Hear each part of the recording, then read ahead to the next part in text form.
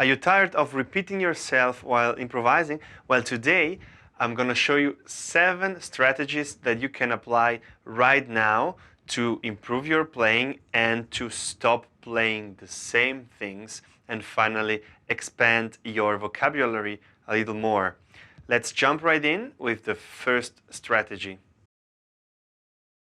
Repeating note can be a very interesting thing to play during a solo, and I'm sure that many of you are like me and don't really do that very naturally. So I strongly suggest to try to practice repeating notes in your solo. And there is a very interesting technique from Tosin Abazian called selective picking, and that's gonna help you repeat notes without feeling stupid doing it, so to speak. So instead of doing,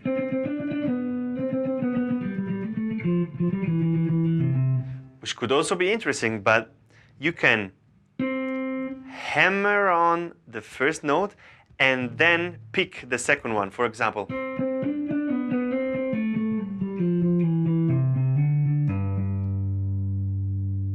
that's already different than doing.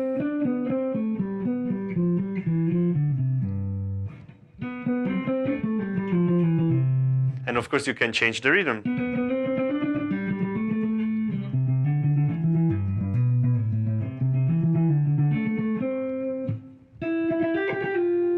And then you can try to move from normal playing to this technique. So for example,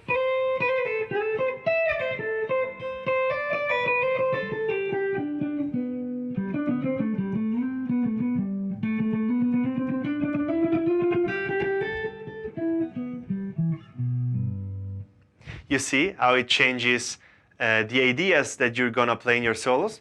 That's the first strategy. The second strategy is playing with intervals. And one interval that I really like are the fourth. Maybe you remember I already did a lesson about playing with intervals, and I used fifth and also other intervals. But fourth are very interesting sounding to me and can be used in many different musical situations.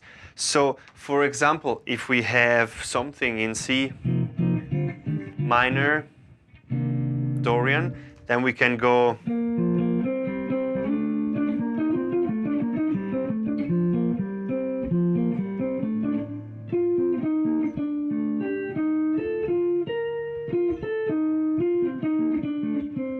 and that would be diatonic, but still is a pretty strong idea to play, right? And if you want to go to the next level, you can also use fourth and go even outside of the key. So for example, if you do stuff like that, just descending fourth, for example, right? Then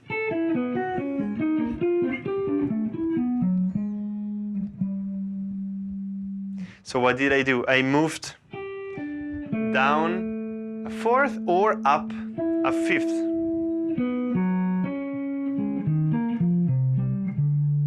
So that kind of phrases are really different than what you would normally playing, right? The third strategy is actually a very easy one to learn, and I call it jump around. So instead of going linear and consequent, which is great, of course, but if you want to break your patterns of playing, then maybe you can go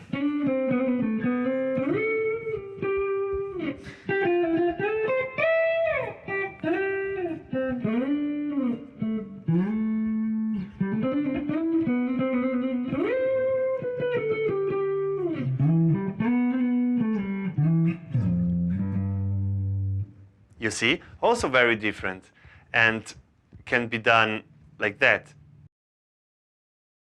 The fourth strategy is to put some chromatism in it. Also about that I have a specific lesson, but it's something that I never get tired to practice because it makes your lines that are maybe easy like that much more interesting. So for example,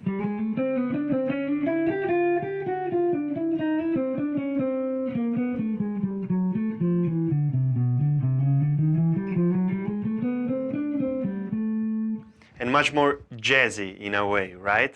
So try to put some chromatism. If you are playing very normal major scale, then try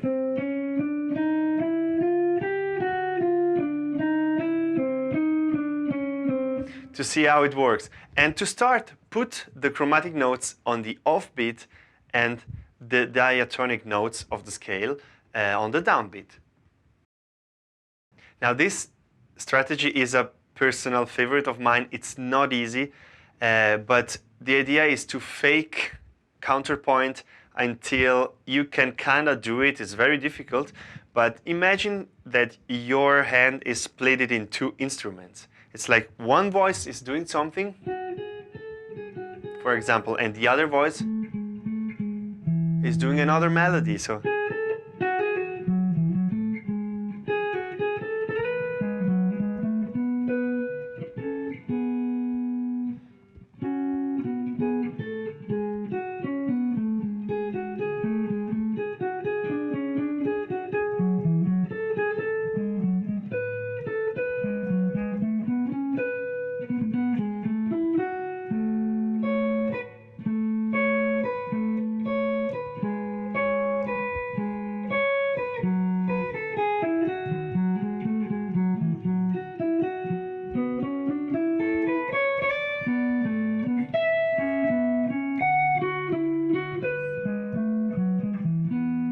this is not really counterpoint, but kind of, right? It's very difficult to improvise counterpoint, but try to do that. So try to imagine that you are two people playing different things in a different range. That's a very interesting technique, and sometimes I practice that or I use that for my solos to get some new ideas. Now, something that is actually pretty simple and straightforward, but so many musicians, including myself, keep forgetting to do it, which is take some breaks, right? Imagine that you are a horn player and you need to breathe, or play some chords in your solo. Jump from melody to comping, for example. So if you have a line over a 2-5-1, you don't have to play the whole time, right? You can start, and then the 5 you can do, and then you play again on the 1, and then 2,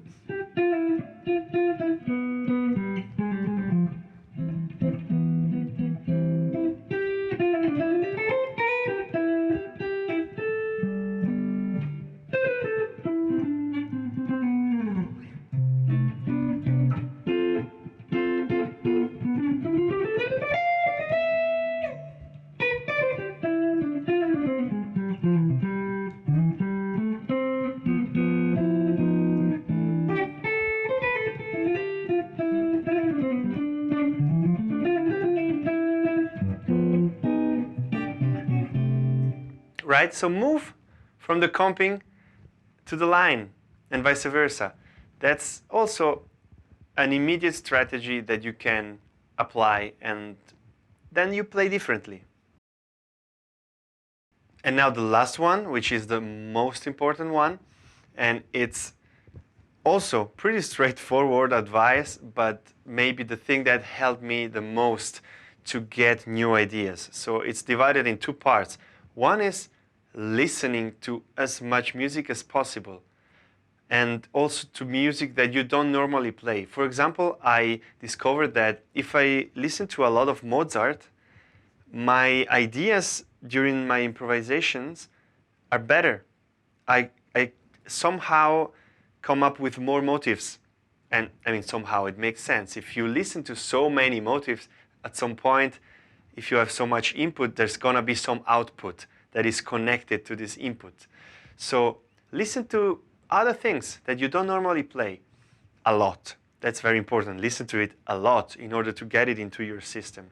And then the second part is choose some solos that you really, really like and transcribe them. You don't necessarily need to write them down, but learn them and learn to play them. And this process of listening to something over and over and over and over again gets it into your system, and then you can put it out. It's like learning a language, right? I assume you you heard this many times, but it's really true. If you want to learn German, then you need to listen to it a lot, and at some point you understand it, and at some point, way later, you get to use some of the words that you can already understand. So music is the same thing. Listening, get it into your system, understand what it is, and then at some point it's gonna come out. And in my case, transcribing different solos, I learned so many things, especially bebop lines, that I could have never played without working on a Charlie Parker solo, for example. So to give you just one example that I really like, was that phrase. I think it was on Cherokee, the tune. And I tried to move around that phrase to change octave and to modify it a little bit until it became part of my vocabulary. And now I can go even in another key, you know, you can go then.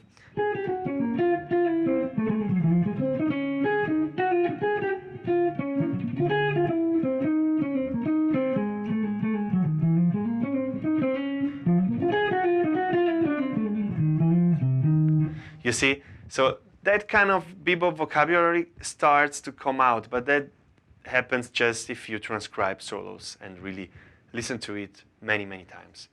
So that was the last tip. Of course, there are many more, but I wanted to keep that short and doable. So I hope it was helpful. And if you want to bring your improvising skills to the next level, I have an incredible course that's coming out in April of this year. It's called the All-in-One Improvisation Academy. Check it out, the link is in the description, and it's very, very cheap, but you're gonna improve a lot your ability to improvise and your understanding of harmony and rhythm. So check it out, let me know what you think, and don't forget to subscribe to the YouTube channel and to leave a comment and tell me what you would like to learn. So I'm gonna make lessons that you are interested in. So thank you and see you for the next one.